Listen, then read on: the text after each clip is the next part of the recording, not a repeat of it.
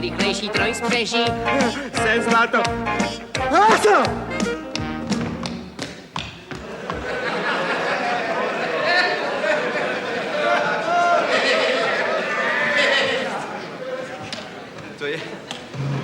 To je výsměch.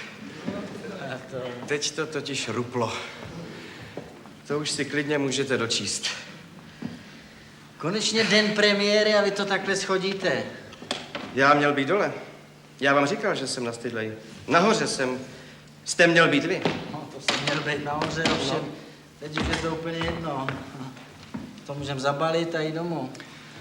Můj host Oldřich Kaiser. Dobrý den.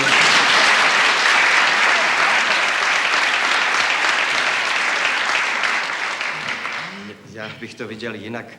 Tak když je to prozrazený, tak si myslím, že bychom měli vysvětlit divákům, v čem to naše geniální číslo spočívalo. To nemá cenu. Ale já myslím, že má. Tak, my jsme přišli na jeden geniální nápad.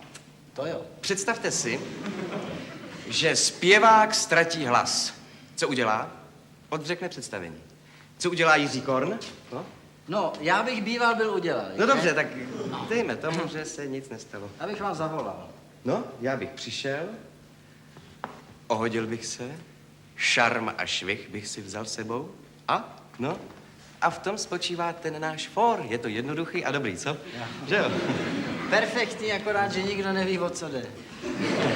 No, tak ono se to taky dost dobře vysvětlit nedá. To se musí vidět. Chcete to vidět? Chcete to vidět. Chcete. No, takovou práci to dalo. Chtěj to vidět. Dobře, tak zavřete oči. My jsme tady nebyli. Nic nezačalo. Nic jste neviděli. Nic nespadlo. Těšíte se na nás. Uslyšíte Korna. Vidíte Kaisera. Otevřít oči. Teď. Najdu si nejrychlejší trojspřeží se zlatou otěží. Víc už mi nic na srdci neleží, jen láska prokletá, pouze ta Iveta, co stále jen přelétá. Iveta se všemi se zaplétá. Najdu tu Ivetu, ať kde si je nebo tu, a bude má.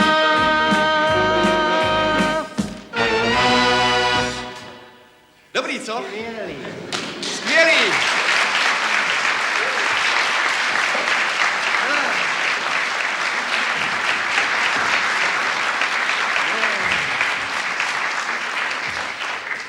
To je. Paráda. Takhle to má být. No jo, taky to nemůže dělat každý.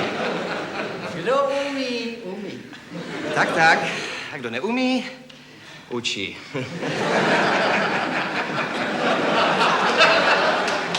Ale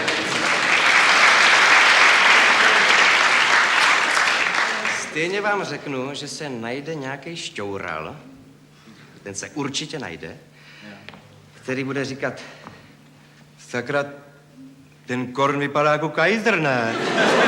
Ale prosím tě, to je Korn, to je ten jeho klobouk, no. Ale ne, tak má asi plastiku, nebo co? Kdo? Kaiser? No, Ale prosím tě, Korn by potřeboval spíš.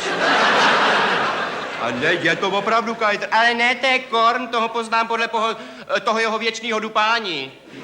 To je pravda, šťoural se vždycky najde, ovšem to není všechno, co jsme chtěli jako předvést, že? No, co když mě začnou bolet nohy? Ne? Já vím, kam míříte. Já vím, ale já vám musím něco říct. Mě vždycky, nevím, jak jste na tom vy, ale mě vždycky při tom stepování bolí hlava. Fakt, to mně se nestává. Jestli vy přitom moc nemyslíte. Myslíte na to? Jo, jakože... Já myslím na jiné věci. No. Ale... A nohy dobrý. Na nohy to je dobrý. To je spíš, já bych to přesnější diagnóza, návaly do hlavy. Aha. Takový. Víte, i přes ty vaše návaly, možná, že byste to vydržel pro jednou, že publikum to jistě chce rádo vidět, co? Jo. To vydržíte. Jo. No? Tak. No tak dobře, no. Zkuste to. Tak já se přemůžu. No, snad to vydržíte. Jsou totiž strašný, víte? No. Já se zatím na to připravím. Já si nárty trochu malinko procvičím. Nervově se na to připravím, taky trošku. Zdá se? Jak to vypadá? U mě dobrý. Dobrý? Dobrý. No tak já to zkusím. Já myslím, že Jak to vypadá nahoře? u mě nahoře je to výborný. Nahoře to je vždycky lepší. Ano, pane dirigente.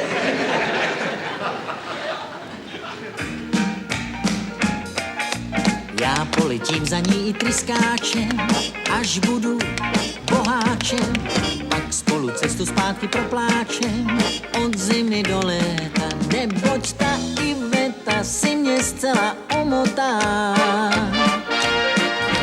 Iveta mě krev v žilách klokotá, já pro tu Ivetu snad vezmu si kravatu a bude má.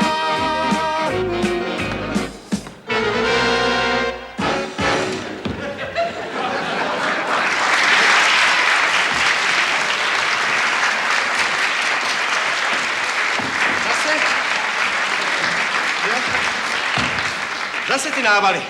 Já se vám omlouvám, ale nějak se to nevyvedlo teď. No. Stejně vám řeknu, že ta poslední varianta je ze všeho nejlehčí. Myslíte, kterou variantu? Jako? Ta bezplentová. Jo, bezpletová. No jo, no tak to může dělat každý. A taky ji dělá. Pouze ta Iveta si mě zcela omotá. Iveta mě krev v žilách klokotá. Já pro tu Ivetu snad vezmu si kravatu